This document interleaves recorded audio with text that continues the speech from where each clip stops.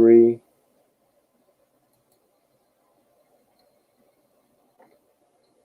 Hi, and welcome to another U.S. Pirate Party conference. Today we are joined by Mr. O'Keefe himself, the one and only.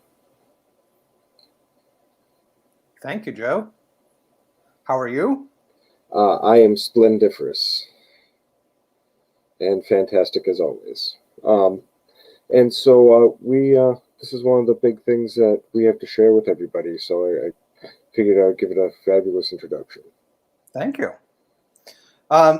So I've done this talk multiple times. You can find recordings of past this talks. We had one, I did one at our first party conference in Massachusetts. I've done it in other venues, and there's some other recordings and things like that.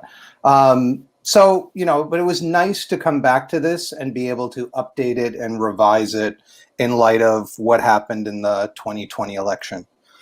So to begin, just for folks who are watching, always, you can check us out at uspirates.org, like, subscribe, and click that bell.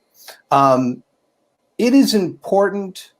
And I was thinking about what I should title this, and originally it was, how to run for local office. But when you look at it, especially when I look at it in Massachusetts, right, so many offices have no opposition. Like I was looking at one town today, and in that town, there's only one person who's running opposed. And indeed, you look at the Massachusetts legislature, and about 60%, 55 to 2/3% of the legislature the incumbent has no opposition in the general election. And so I hit on this title, Just Run. Literally, no one else is coming to save you. No one else is coming to save us. So our future needs you. And I want to encourage everyone who's watching this in the live stream or afterwards, just run. I've run twice I ran for both times for treasurer of the Commonwealth of Massachusetts, and both were great experiences. And that's a statewide office and was no easy feat. But I just want to encourage you, even if it's just running for like select board or city council or a school board or something, just running is an important endeavor, and I'll talk more about that. Okay, so what specifically is this document and this talk? So I want you to know everything that I, as the presenter, have learned about running for office, and so that you can have the best chance of winning. But ultimately, we're pirates. Life is a remix. So take from this what you want from it, discard anything you don't need or don't have the time to use, and add new things you learn. My own experience has been, as I said, for running for office, and I've given trainings, and I've gone to trainings, and so there's, and I've read some books, so there's a lot of different experiences that go into this. But ultimately, learn from your efforts, iterate, and you got to put yourself out there. You can't win if you don't run.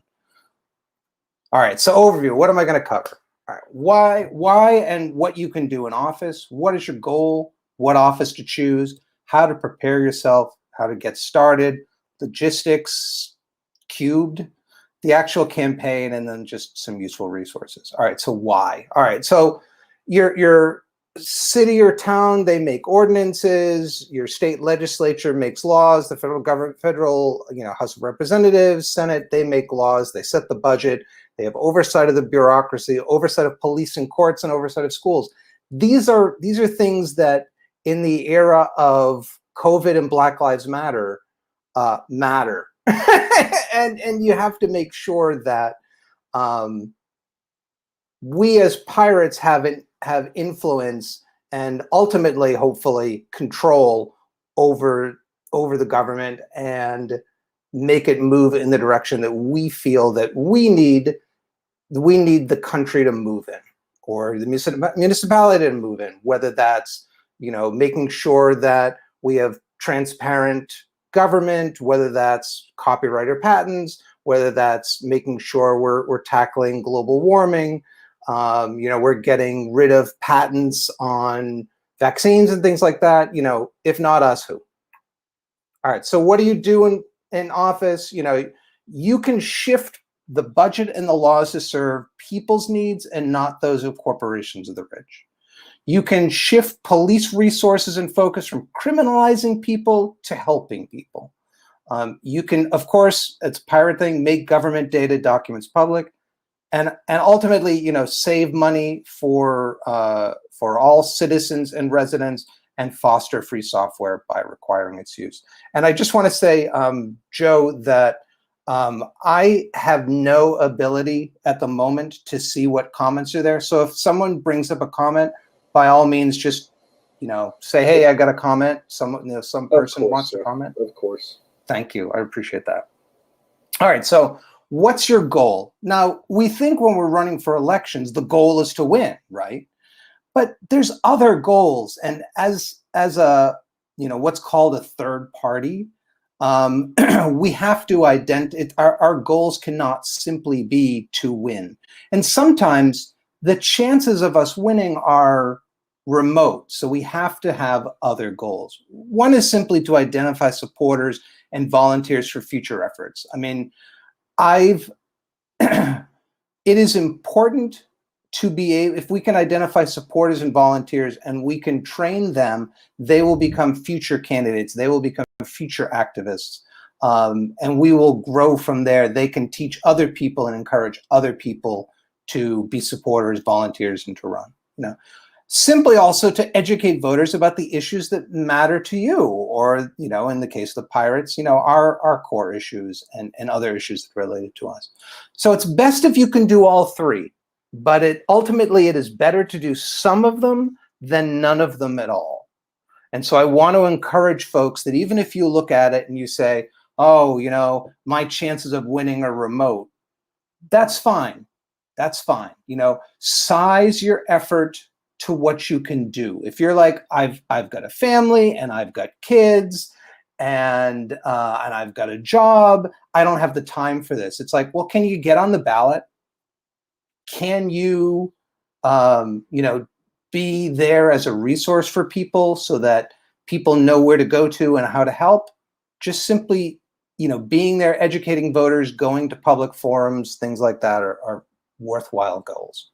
All right, so I said, I've already kind of alluded to this. What are you facing? Ultimately, over half of the candidates for contested elections lose. Of course, as I said, Massachusetts, you look at the legislature, and so many incumbents ultimately don't have opposition. So even to have a pirate in running against many of them would at least give voters new choices. Ultimately, the better connected and financed candidate often wins, but that isn't always the case. We can look at plenty of examples around the country where that wasn't the case. And I know even from my own municipality, there have been candidates who just literally knocked on all the doors. And because they knocked on all the doors, they got people to vote for them, and they won on their first election. And when they ran for re-election, and likewise, I remember my son was volunteering for Bernie in 2020, and he went to a city not far from his college, and he was knocking on doors, and the people there hadn't seen anyone from any campaign come and knock for any elections in years. And it's just because people don't do that. So if you can be the candidate that does that, you're a leg up on everyone else. But as I said, as a result, many offices have only one person running for them. All right, but so what, right? Even if you don't win, even if you don't have the time to campaign to win, running is still worth it. You identify voters for future efforts. You identify pirate supporters. The typo there, darn. You identify future candidates potentially, you identify future activists, and you individually grow as a person. You're also better known in your community. There's so much benefit that can simply come from this. All right, so what offices should you choose? Well, let's look at the obviously, there's another typo. Mass constitutional offices. Sorry, folks. I'll update the original LibreOffice version. I'll put that up. All right, so what office to choose? Well, you've got your town and city. You've got state house and state senate. You've got county offices, U.S. House of Representatives. In Massachusetts, we've got a governor's council. And then we've got U.S. Senate and constitutional offices, state constitutional offices such as governor, attorney general, things like that. All right, so town elections. What are your choices here? You've got select board and town council. I mean, I'm looking at this from Massachusetts. Your sort of form of government's going to differ, but something to think about. We've got town moderators, treasurers, we've got school committee members, we've got elected town meeting members. We have 351 cities and towns, and we've got about 30 of those have elected town meeting. All the other towns have open town meeting. Anyone shows up can participate in the town meeting. Others, like as our Steve Revelak, who's a pirate in the Arlington, is an Arlington town meeting member and has been for several years. He's been doing great work there. So, Hey, Jamie. Yes. So if you wanted to say, look at what a select board person does, how would you go about looking that up?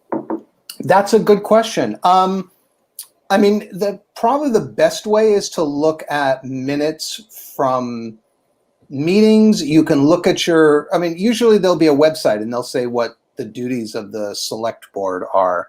The select board is sort of the kind of executive, sort of. Usually they have town, they elect a town. They're kind of like somewhere in between a legislative and executive. So usually, at least in Massachusetts, they elect a town manager, and they deal with certain, not necessarily the immediate day-to-day operations, but other things that are kind of at that semi-executive legislative function. But it's up to, say, town meeting to go and set the to be able to go and create, people propose ordinances and they vote on them and stuff like that. But obviously, showing up to select board meetings, you'll get a sense of what they do. Reading minutes, just contacting the select board. Hey, what do you do?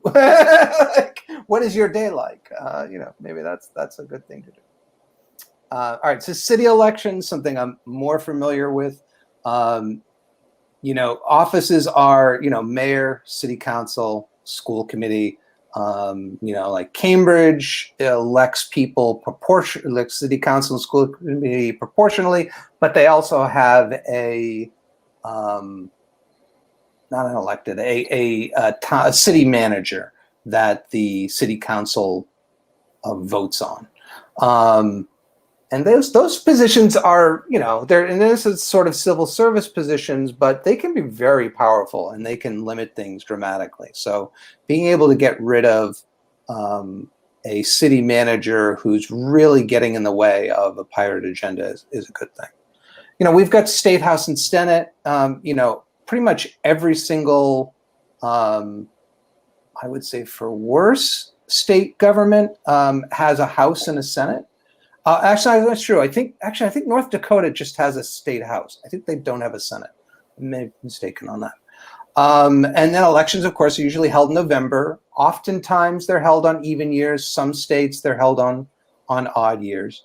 And you should check with your state elections office for the schedule and rules. County elections, you have county commissioners, district attorney, county treasurer, sheriff. Pirate sheriff, wouldn't you love that? Again, check your county for details. Actually, that sounds pretty fantastic. I completely agree. I'd love to see that. It would bring definitely a different take to things. So U.S. House elections, of course, all, most, except for a small number of places, certainly for House and usually for U.S. State House and State Senate, that we're talking single member districts. We're not talking proportional representation a la Germany. We're not talking about standard, a single transferable vote proportional representation as you might find in Ireland or Northern Ireland. Cambridge, Massachusetts has a form of that, where those are sort of elected proportionally, but it's not a party, it's nonpartisan. Though strangely in Cambridge, always the Democrats win. Funny that. So again, elections are in November of even years. And again, you should check your state's election schedule rules, especially the number of signatures and who can sign. I mean, in Massachusetts, you need 2,000 signatures, which functionally means you need 3,000 signatures to get on the ballot for U.S. House of Representatives. It's 10,000 for Senate. Other states, it's much easier. I think Ron Paul had a law that would have limited it to 1,000 signatures to get on the ballot, which didn't pass. Sad to say. All right, other offices. As I said, I've run for a statewide office. My feeling is have a good time. It is a big undertaking. I did it, with the help of, I was a Green at the time, and, we had a fairly decent sized organization, and we raised money and we were able to hire staff and things like that. And, we got everyone on the ballot, and it was not the easiest of undertakings, but my recommendation to you and to my fellow pirates is start local. It's Senate. Senate looks really sexy, but if you go to door in your town, you're going to be more effective. You're going to have a higher chance of winning, and even if you don't win, you're going to have more people who are going to vote for you, because we still are stuck, since we don't have, ranked choice voting or alternative vote or other systems. Proportional representation would be lovely. Because of that, it's a very uphill battle, and it's very money driven, whereas you can do well at a local office. So that's where I would encourage you to put your effort, but you do you. I'd love to see a pirate running for Senate somewhere. All right, so prepare yourself. All right, this is the part where you have to evaluate yourself. You really need to be honest with yourself. Are you ready? Okay, if you're like, no, Jamie, I've listened through all of this, and God, this seems like a huge undertaking. I'm like, no problem. There are other things you can do. You can build. It doesn't have to be this year. It could be in 2 years' time, 4 years' time. Think ahead. Honestly, that's the main reason why I haven't run yet, is because I have 2 small children, and I want to make sure that they are good and settled and ready before I'm spending all these hours on the campaign trail. So I completely agree with you on that. It is. The first 2 times I ran, I had young kid and then young kids, and that was not necessarily an easy undertaking, but still rewarding. But if you are ready, all right, we're going to cover that. We'll get started. All right. So again, be honest with yourself. Do you really want the job? You figured out what a select board is. Is this something that you feel like you could spend the time to do at, are you prepared for the pressures of campaigning? If you're like, I really want to, the only way I'm going to run is if I really put my all into it, then are you going to be able to do that? Right. This is really important. Does your partner support your run? Right? If your partner doesn't support your run, you don't want to lose your relationship over an election. You really don't. So I would recommend, make sure you have their support, make sure they understand what's going on. And the two of you may come to a dialogue, and it's like, okay, yeah, probably not this time. I really want to run, but it's obviously going to be taking more time if I really wanted to run to win. So I'm going to scale back and do something that my partner is happy with. And then maybe in 2 years' time, you've identified voters, and we'll talk about that later. You'll have a bigger base, to start, and you'll be more successful that way. Are you prepared for the impact on your work and family life? And also, are you known in your community, right? If you just move into a city and you decide to run for office and you don't know anyone, I mean, it's a good way to meet people. I would say that's a great thing. And I'm not saying that you shouldn't do that, but it is always, you're stronger if you have, people in the community and who know you and who are going to be willing to support you. That said, I'm not saying, you're really, this town, like the city I was in, very much had old timers who always dominated, and over time, new people come in. And that composition of the city council and things has changed over time. And so, you don't want to say, well, I really have to have been here 20 years before I run. Like, well, that doesn't sound like a democracy to me. So I wouldn't say wait that long. All right. But again, you're not ready. So you can try another approach. You're like, I wanted to run for Senate, maybe run for state rep instead, or maybe, or decide, okay, this run is the run where I kind of figure it out. I do my best, and I identify voters, and I do the get out the vote effort and the voter ID and all that other stuff. But, if I don't win, it's not a big deal. And, I only have so much time, so I'm going to time box it. I'm going to say, okay, I can put 6 hours a week into this, and I'm going to do this time and this time and this time. Boom, do what you can do. It's better to do it than not. But, you don't want to try that. That's fine. Hey, we need local party chapters. You could start one, right? There's lots of things that you can do as starting a local party chapter, and that'll help. That's a kind of a low impact way of being able to get to know people, meeting people. You can still do some of the door knocking, but you can do it on behalf of the party. It's not as high profile. For you, you can just be meeting people. You can volunteer, get appointed to a local board or commission. You can start an issue campaign or join a local campaign that some other group is doing within your municipality that you really care about. All right, but you decided you want to run. Okay, so you're planning ahead. It is 2 years out from your election. Great. Here's what you need to do. You need to attend and speak up at public hearings. You need to get known.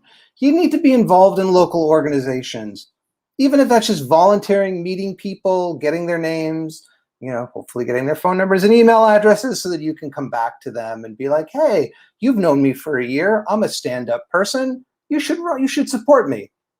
You can, as I said, you can volunteer for local boards and commissions. You can support other candidates. You could say, okay, I want to run in November of 2024 for state representative. So I'm going to volunteer on someone else's campaign for city council for 2023 or something like that. And, you can write letters to the editor. But I think the personal touch is really important. All right, so getting started. You got to find people to help. There are roles that need filling, too many hats. Know your district and constituencies, understand your opponent, find your issues and core message. Just, by the way, Joe, are there any questions so far? No, I'm good. I'm just absorbing. Oh, okay, cool. No worries. All right, so finding people to help, for most offices, you cannot run alone. I mean, you can if you're running for, say, town meeting member. You literally need to get 10 signatures to get on, and you can knock on, 100 doors yourself over a month and, significantly improve your chances of winning. So, you can do that. But if you want to run for city council, you want to run for state rep, certainly you want to run for U.S. House, you can't do it alone. So you need to identify people who are going to help you. I mean, ideally, party members in your community or the surrounding communities, friends and neighbors and family. All right, so there's many hats, right? You need a treasurer. If you're going to raise any money, you need a treasurer, and usually it cannot be the candidate. Ideally, if you have a campaign manager, that is great, because you don't want to be juggling all of the stuff that goes into organizing the campaign. Obviously, you have a big input onto that. You're the one who's articulating the message, but in no way do you want someone who's dealing with those. Do you want to be dealing with the day-to-day stuff? Ideally, if you can have a volunteer coordinator kind of offload some of that stuff from the campaign manager, field operation manager, you're going to be doing door knocking. Be good to someone to be able to create those walk lists, so okay, these are the people at these addresses. First it's like one side shows me all of the odd side, and then the other side shows me all the even side. And so I just go through and get that street done. If you're going to have any website, social media organizing presence, Trump kind of threw this one out the window, but in some ways, but I wouldn't count on that for most people. Someone to deal with your website, social media is good. And then, of course, you're going to create a lot of data. Ideally, even if you're just running to identify people, you want to identify people. You want to, by the end of the campaign, have a list of people who you can go back to in the months after the election and be like, hey, there's this issue coming up. I'd really like you to help me on this. Or, hey, let's do a crypto party, or let's do something in our community that's important, that's going to change things, however it's going to be. So you need someone, ideally, certainly someone you trust, because it's people's names and addresses and phone numbers and emails and things like that.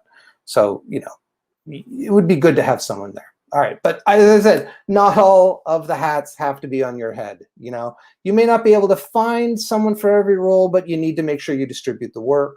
Some of your campaign organizers may wear one hat. Again, you can't do without a treasurer if you're fundraising, and having a campaign manager helps. All right, so know your district. Who and where are the voters? You can get voter lists from the city or town. In Massachusetts, you can get address, date of birth, gender, party info, stuff like that. It may, in your state, it may be by county. So that's something to look into. You can get demographics from the US Census to give you a sense. You can find out if voters are owners or renters in Massachusetts. Certainly in my municipality, you can pay and get a list of all of the addresses and who owns them. And that's a useful thing if you're like, well, I'm going to focus on renters. Then, you should be able to figure out, okay, is this an owner-occupied building or not? And if it's not, then likely the people who are there are renters. So, and then, what are the local issues of concern? When someone runs for city council, what are the issues that get brought up? All right, so you need to know your constituencies. You need to identify the constituencies, the voters most likely to support you. From the district data, see if you can identify who they are individually. You can do, if you're like, well, I'm going to focus on people under the age of 40. Well, if you have their date of birth, then that's pretty easy to sort those folks out. Another thing about the voter records is usually they don't have, of course, who they voted for, because it is a secret ballot, thankfully. But they do have whether they voted in a particular election. And that is extremely useful, because you can look at the people who say only vote in presidential elections, the people who vote on off-year congressional elections, and then the people who vote in local elections. And that is a decreasing percentage of the vote as you go. So, if you can reach out to people who might normally vote in presidential elections, but not so much in local elections, more than likely your opponent's not going to be going after those folks. So that gives you a lot more opportunity. And if you have to limit your efforts, knowing who is most likely to support you will help you focus your efforts. All right, so who's your opponent? So let's assume you have an opponent. There's an incumbent. They've been there for a while. You need to understand what their positions are by looking at the website or newspapers. You look at their voting history if you can.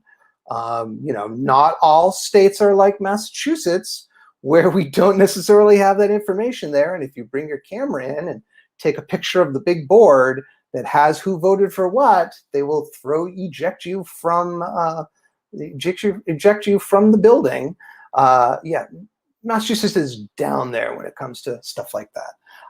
But other states are better. So having that, their voting history is important. Certainly U.S. Congress, Senate, that stuff is there.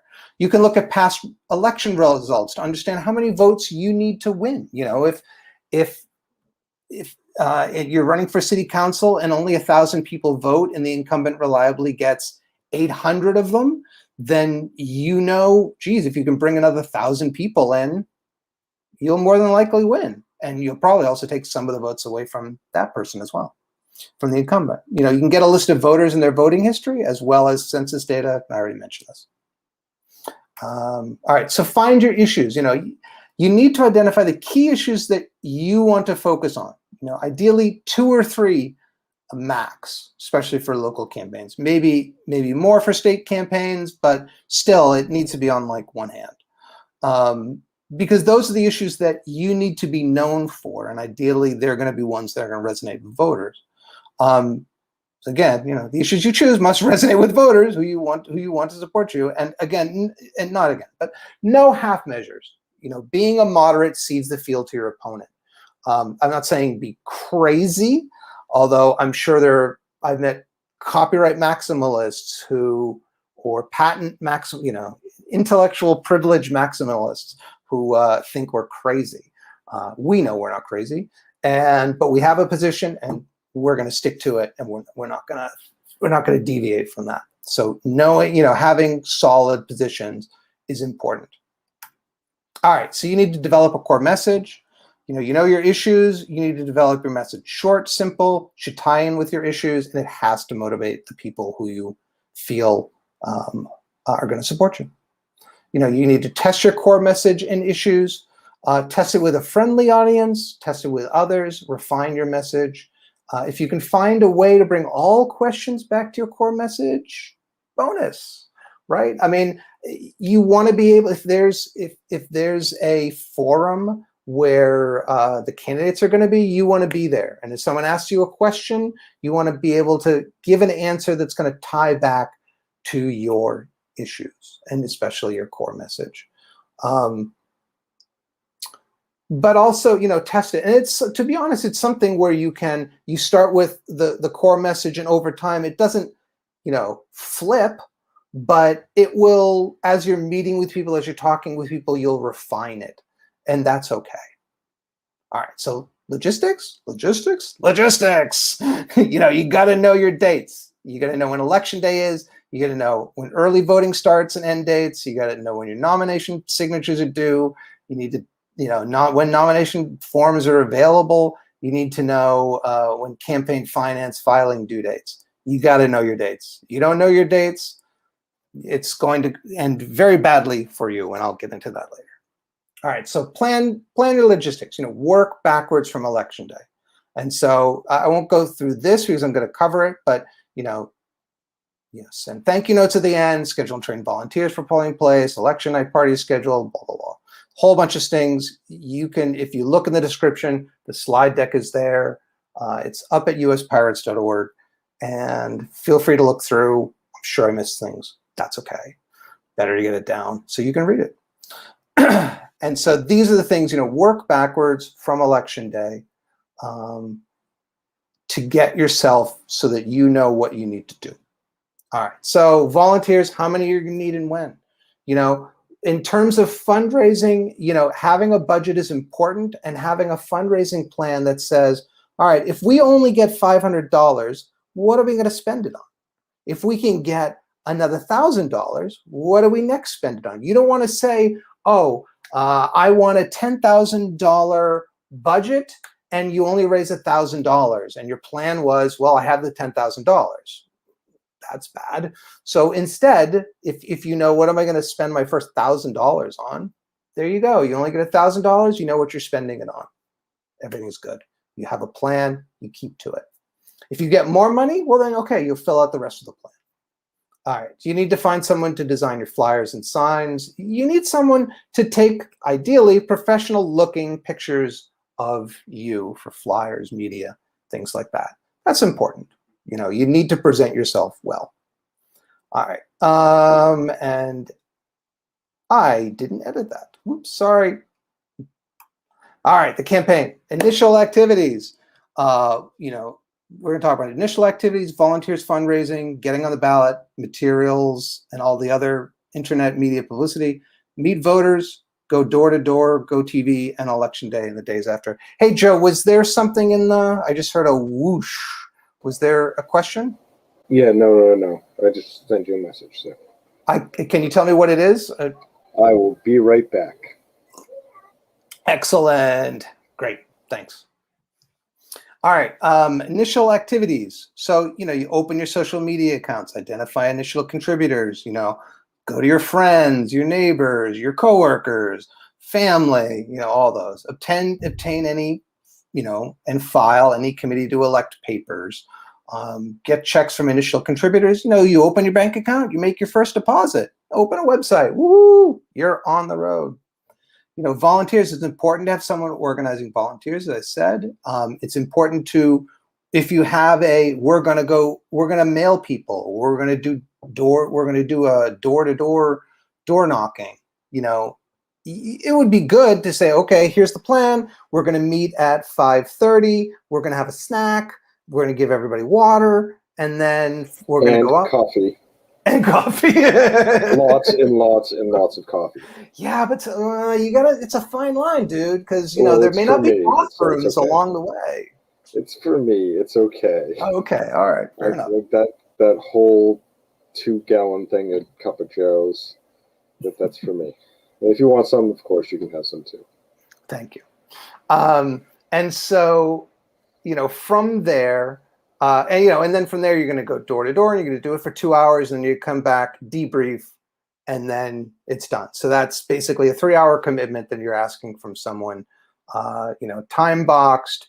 You give them the snacks, whatever. You're going to do a mailing or something. Okay, well, we're going to do it at 6 to 8. There'll be pizza sitting there. We're all just going to, stuff envelopes, put stamps on them, put labels on them, mail them out. And when volunteers do nice things for you, you should note that. Write them, have a set of note cards already pre-printed, so you can just write their address on it, and then on the back say, I appreciate, your effort and helping us go door to door. Keep it up. Thanks so much. And you just mail it off. It's little things, and you could get like 500 of them for like, I don't know, 20, 30, depending upon your printer, and just have them, it's important to be able to thank people. And I'll talk about this fundraising, but always thank all people who give you money. So database, you need a database. As I said, you can get the voter list, name, address, date of birth, gender, party, what they voted in.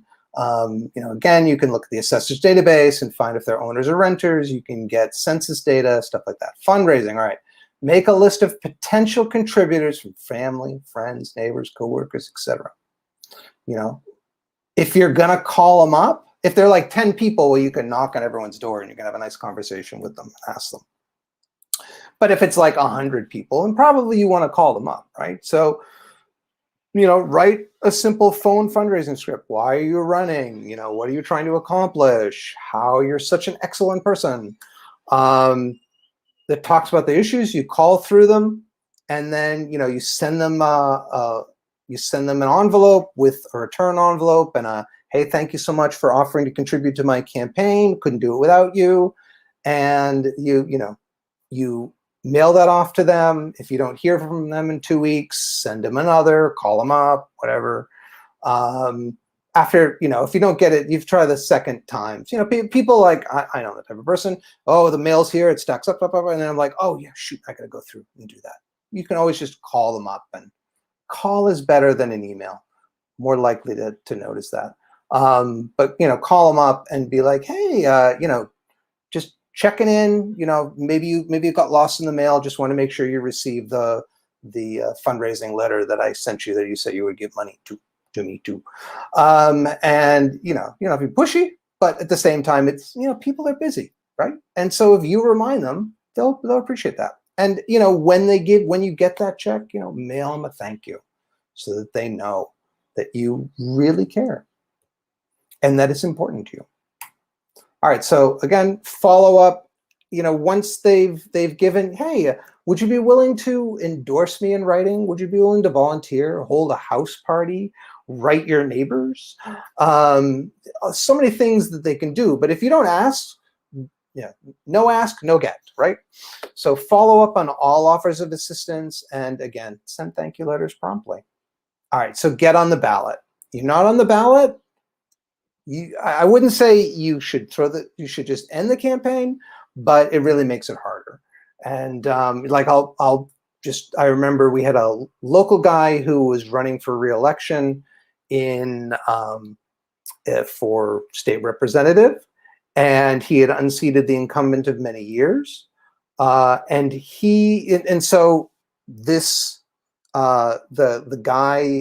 new incumbent, for whatever reason, had his ballot nomination papers with everything signed and, left it on his desk in the State House.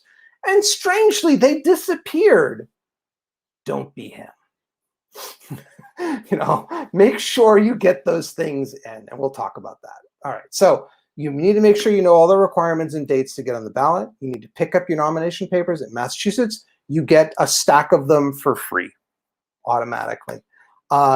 Gather signatures, file nomination papers, and mail thank you letters to anyone who helped gather signatures. And can I just add a quick point Please. To that? So for your local office, in every town hall, there is an office that's the election office. And you should go into that office and they will tell you exactly what you need. Hand you a sheet with the schedule, hand you everything you could possibly want. They're the nicest people on earth. They just want everybody to go, and they're always looking for volunteers. Even some offices will pay you to go and do the voting. So it's actually you get paid to go and help do a good thing. You mean poll workers, right? Yes, sir. Yeah, absolutely. Yeah, that's another good thing to do. If you're not running, you can always, and you're not helping a campaign, you could be a poll worker and see how the sausage is made. Exactly. But local town offices too, they're always looking for extra help too. So oftentimes there's positions that aren't even filled. So but one thing I will say to follow up on Joe's point, because I've seen this happen in the past, is you really need to know the requirements. So for example, in Massachusetts, if you're running as an independent, it's one form. If you're running as a ballot qualified party, it's another form. It's another nomination paper. And if you're running for a political designation, it's yet a third nomination paper. And I've heard of at least one candidate who literally the state elections division gave him the wrong forms. It's their fault. They screwed up. The problem is, when came time to hand them in, they're not the right forms, and they all got thrown out.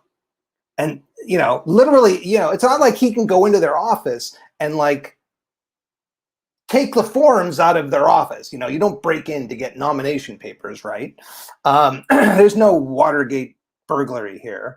The fault is theirs, but the problem is it's on the candidate. Oh, you didn't tell them that you needed they got confused, you see, and they didn't, and they gave you the wrong forms mistakenly. It's not their fault. It's your fault for not telling them the right thing. So be sure you have the right nomination papers. Before you leave, look at them and say, I'm running for this office. I look at this form and it says field for political designation, but I'm an independent. Is this the right form? And hey, if they say, yes, that's the right form, you can always record it. So, it's like, oh, I'm going to put my camera up here. I'm going to put my phone up here. I'm going to record this. You see, I see. If they choose not to tell you, well, that's a different story. All right. So getting signatures. You need to concentrate during the ballot drive. You need to concentrate on signature gathering. Aim to get the most signatures in the least time. So you need to know which voters you need based on the office you seek. So if it's city or town, usually any voter. Partisan offices, as a pirate, it would usually, like in Massachusetts, we can take signatures from anyone because we're in this zone between independent, what we call unenrolled, and full party, full ballot qualified party.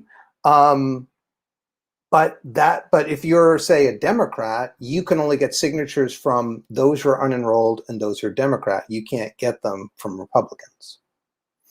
So know the rules, know what's required. Yeah, so not every signature is going to be valid. People will write in Mickey Mouse. People will have a signature that's illegible or a name that's illegible. You need to plan to get at least 50% more than what you need. And I'll talk, yeah. So a way to mitigate that is you file the nomination papers. Usually you have like, okay, you got 10 weeks to gather signatures, and at the end, you have to have them in by the city or town in Massachusetts for signature verification. But you could like go out that day, you get them, gather 50 signatures, and the next day go into your city elections department and be like, okay, here's my nomination papers, and they will then take them and validate them, and then they'll call you up and like, oh, it's ready, come pick them up. And you come over and you get them. Okay, and you can do that. So if you like wait to the end and find out you don't have enough signatures, you're not in a happy place. But if you've been going along week by week, bringing in signatures and getting back, you'll have a good idea of how many signatures you actually have, how many actual, legit valid voters you have.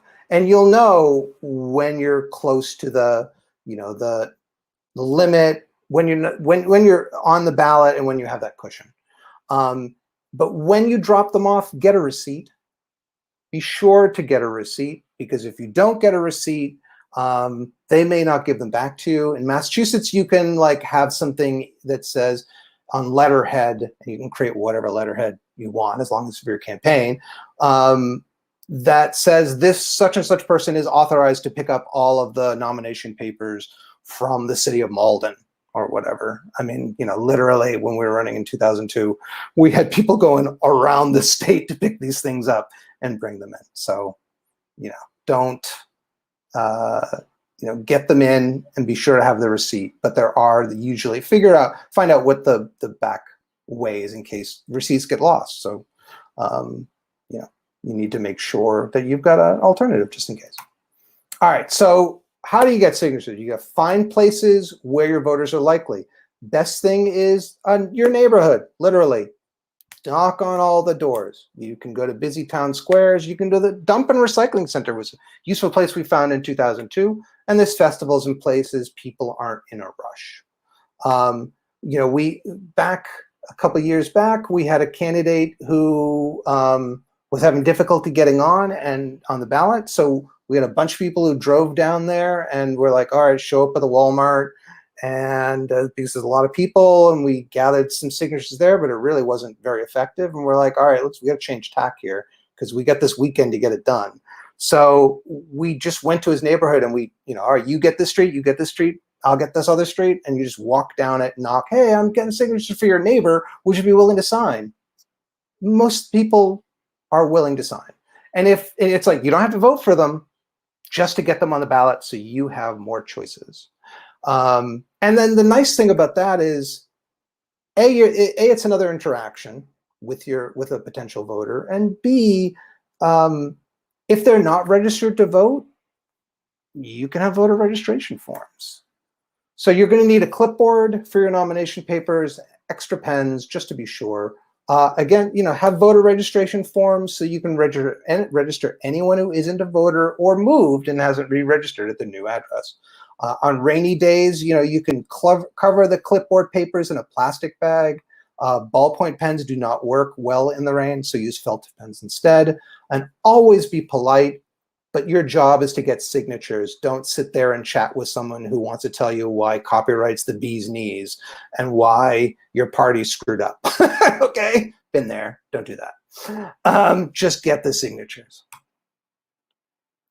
All right, materials. All right, you're gonna need materials to give out or post: flyers, mailers, yard signs. You should have a common logo, if only the name in a certain font and whatever. If you're strapped for cash, I recommend the 1/3 of a page flyers, double-sided, are nice.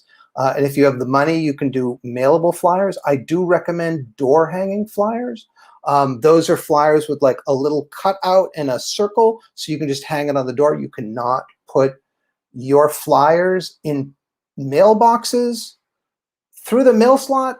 I'm not sure. I believe you can do that, but having it on the door hanger, having it hang on the door handle, they'll see it, they'll notice it.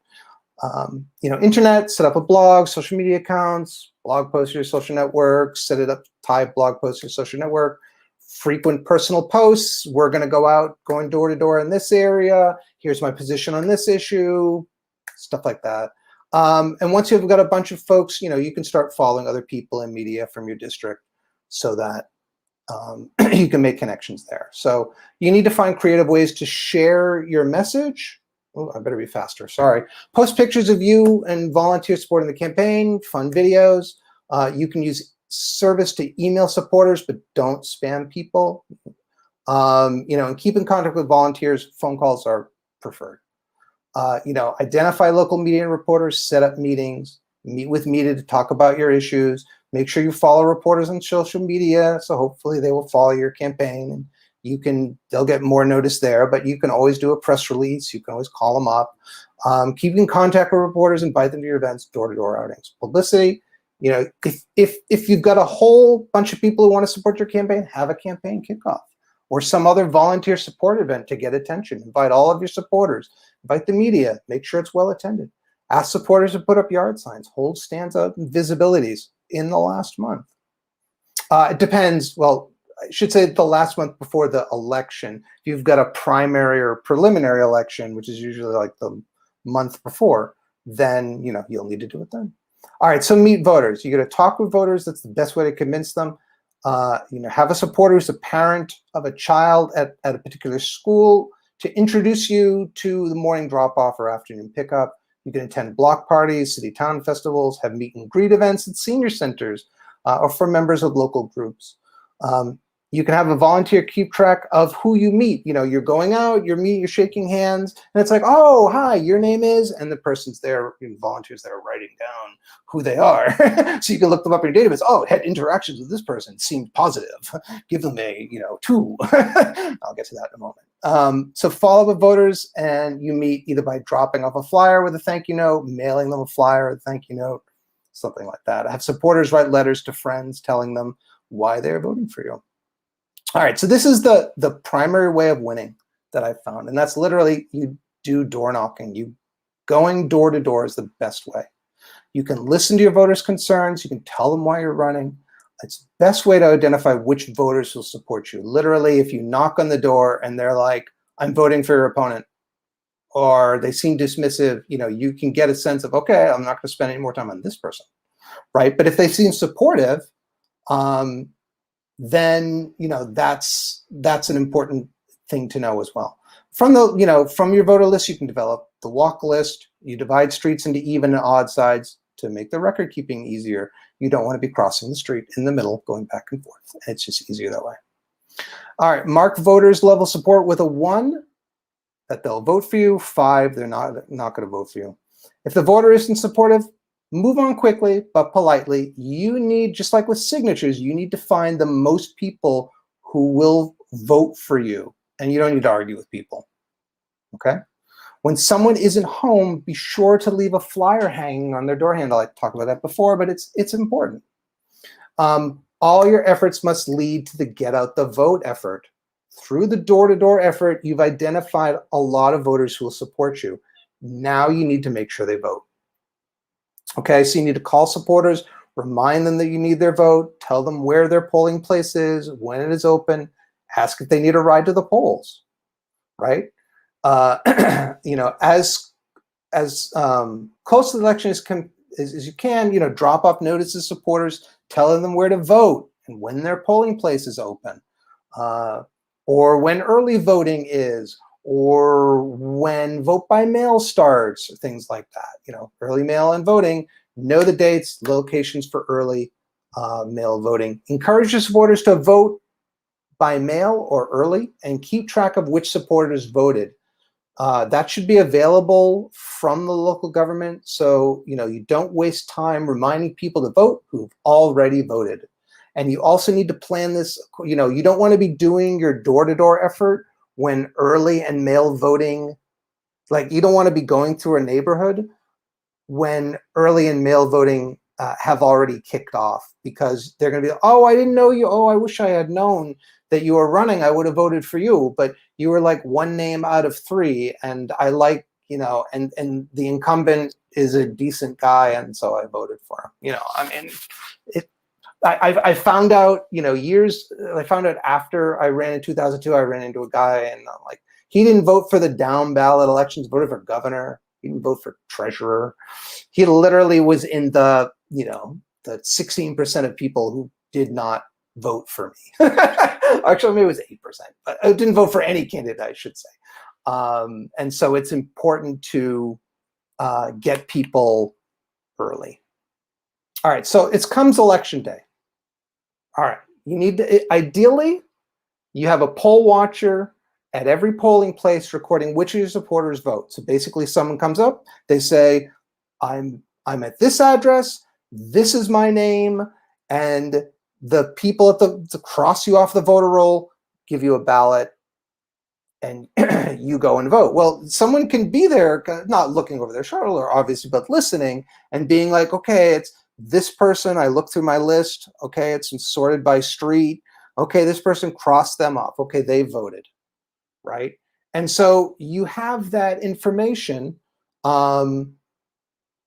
there, because in the afternoon, you want volunteers to call supporters who haven't voted yet and remind them to vote, or drop things off on their door, at their door handle, whatever. It would be good to have volunteers hold signs outside polling places, not too close. In Massachusetts, it's 100 feet from the entrance to the polling place. You don't know your state, city, town, county rules. Another thing to have volunteers do, drive supporters to the polls. Pick up supporters checklists. You need someone to get it from the list from the poll watcher, give them a new list, get the old list, and the list that they've crossed people off from, so you can feed that into your system so you know who to call. Bring beverages and snacks to volunteers at polling places. I remember one time in 1998, if I recall correctly, I was holding a sign for the Clean Elections Law, and it was a cold November evening, and someone pulled up for the one Democrat and pretty much the one candidate who was running for Congress at that time. It was the general election. And, in the van, they had coffee and hot chocolate and cookies and things like that. And just someone came up and they had it for other volunteers, and they were nice enough to share. And as I constantly say, sharing is caring.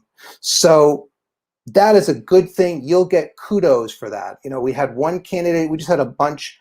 The candidate and I, went to one polling place that had 2 polling locations, and we had, we had our signs, but we also had a big thing of donuts, and we were able to give those to other folks there.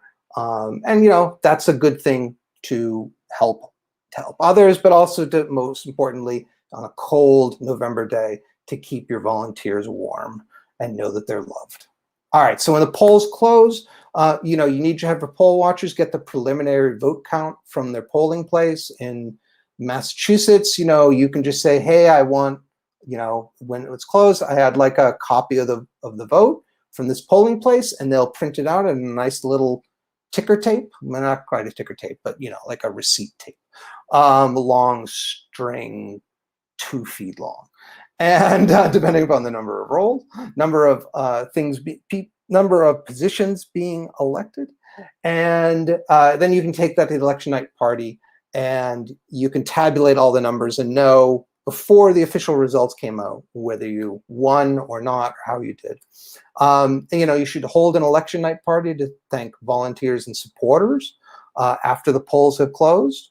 It's just a chance to thank them, show solidarity together, and also share ideas. What didn't work well? What could you have done better? Or just plain celebrate when you win. Days after, we're coming to the end. You need to update your website and social media accounts with thank you and election results. It should be thank you stickers to all yard signs and mail thank you cards. Write thank you voters letter to your local newspapers. As a letter to the editor of the local media, and fundraise to clear away any campaign debt, which hopefully you have none. So last thing is some useful references, some other books that I've read that I find useful. How to Win Your First Election is really, really thin, but is a good book. A Campaign Manager is another good one. And of course, I have to do a plug to founder of the first pirate party, the Swedish pirate parties, Rick Falkving's Swarmwise is a good book to look at and get ideas from about how to run. Obviously, he's running in proportional representation in Sweden, so that's an entirely different case than what we would have in the good old US of A. So keep that in mind, but there's things that we can learn. So that's it, folks. I really appreciate you listening in. I hope this was helpful. And if you have any questions, you can send me an email, jokeefe@jamesokeefe.org. You can email us at info@uspirates.org, or info@masspirates.org if you're in Massachusetts. Please, again, Joe, are you there? I am, and so is Bosun. Oh, wonderful, wonderful. We are just at the 1 hour mark. But I just want to thank everyone again, and subscribe, click that bell, check us out at uspirates.org, come to our Discord, participate. We cannot grow this party without you. So we want your help, and we will. Piratification of the US is in our future. Bosun, do you have any other? I know you've run a bunch of times. Any other suggestions? I don't know where you came in on this. Oh, other suggestions. I actually like the idea of one very cheap thing to do is actually just print up a bunch of cards. What? Like business cards. Oh, okay. And use them when you go door to door because they're cheap, they're easy to carry, they're easy to distribute, and I think there are not a lot of politicians that give their name and phone number to everybody they talk to. What's the worst that's going to happen? They're going to call you. Well, in this day and age, but no, that personal touch is important, and if people know this is how they, even if it's like a service, you could use Google, you could use Google Voice or something like that. It doesn't necessarily have to be your home phone number, but it could certainly be something that's going to go text, voicemail, whatever, and then you can call them back. So if you want to keep, because we're a party that believes in privacy. So if you want to keep your own phone number private for people you know and trust, and not random people you meet out there. So. Well, people told me that, but I did it anyways, and I didn't get a bunch. I probably got 2 nasty calls, and that was it. Well, that's good. I think, I have a feeling that it would probably, I'm sure if a woman did it, it would be, especially an African-American woman, it would be, I'm sure the ratio would not be quite so favorable. Oh, okay. shall we say. I don't know. But I think having, I think you're right. Having the number and giving that personal touch of how they can call you is really important. So thank you very much for that. I'll have to put that in the slide deck. Yeah, I think it's better if you're running for a smaller office. It obviously would make more sense than, if you're running for a statewide office. Fair enough. Okay, I thought you did an excellent job. Well, thank you. I applaud you. Thank you. All right. Well, so for folks who are watching, again, thank you very much. And, if you want to come over to the Mass Pirates, we're going to kick off at 7:30 with our pirate news until 7:30 to about 8. And then at 9 o'clock is the last session of the U.S. Pirate Party's 2021 conference, which will be the vote for the new officers. So these are all in Eastern time. So 7:30 for pirate news and 9 p.m. Eastern for the last conference session. So thank you again, and have a great time. Hope to see you out there, and reach out and chat. Always want to hear new ideas. Joe, would you mind? Thank you so much, and definitely like, share, subscribe, and all that other YouTube jazz, so more people hear about us. Thank you. Bye.